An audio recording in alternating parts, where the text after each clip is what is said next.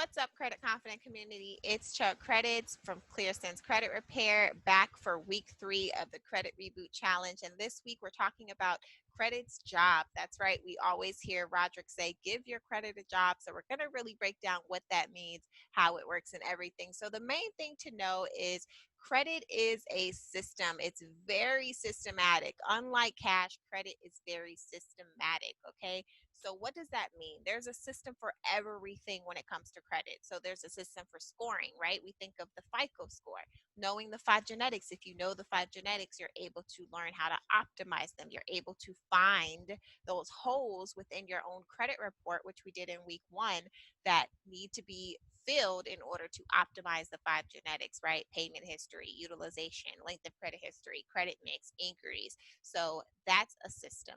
There's a spending system, balance versus limit. How much does this person have in debt versus how much does this person have in availability when it comes to their credit cards, right? So a system, everything credit is a system. Time, how long are these credit accounts on your account? System. So if you know how to work the system, you will always know how to win the credit game. Because even when you get a little wonky in the system, if you know the system, you can then go and tweak and fix and reboot, right? So a part of that spending system is credit limits. So credit limits, we know, are extremely valuable asset when it comes to your FICO's credit utilization category. That's the second most important category of your credit score. It's making up 30%, remember? So 165 points.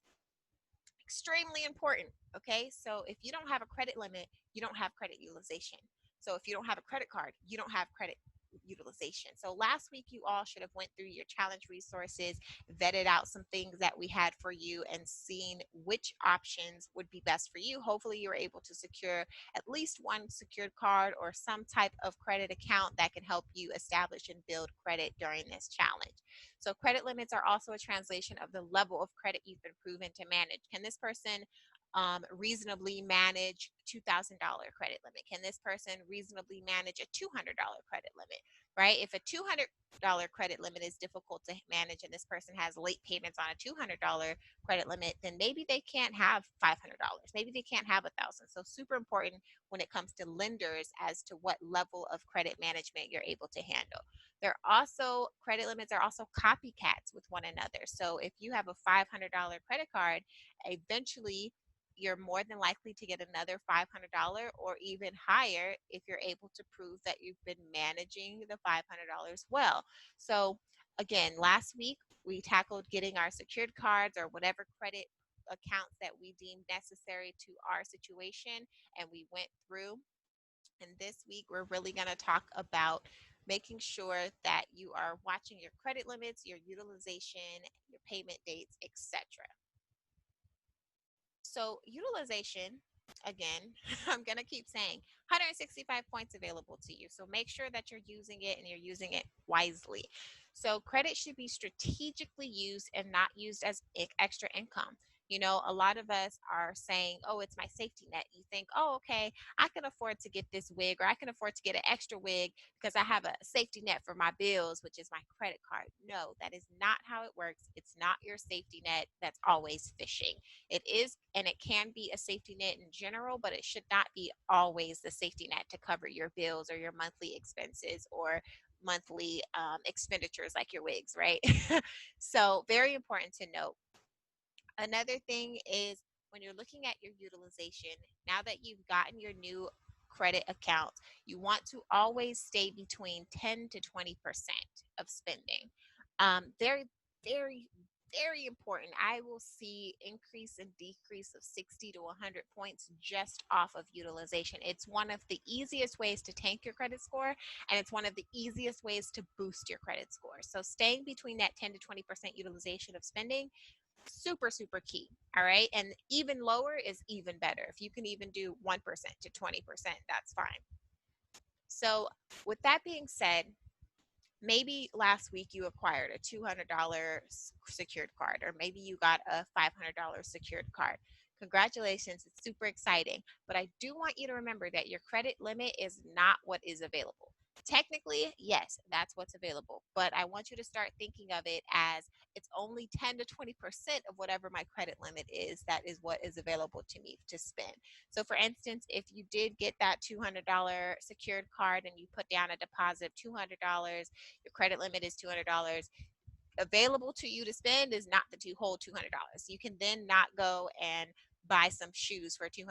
No, you can really only spend 20 to 40 bucks, right? Because 10 to 20% of $200 is 20 to 40 bucks, okay?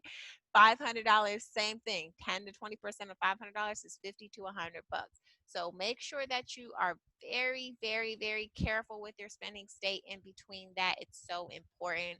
And we'll talk a little bit more about how you can play with your spending a little bit if necessary. We'll get into that in a second. But first, let's talk about our important account dates. So now that you have your new credit accounts, it doesn't matter which credit account you have, they're all pretty much going to have some sort or variation of these important account dates.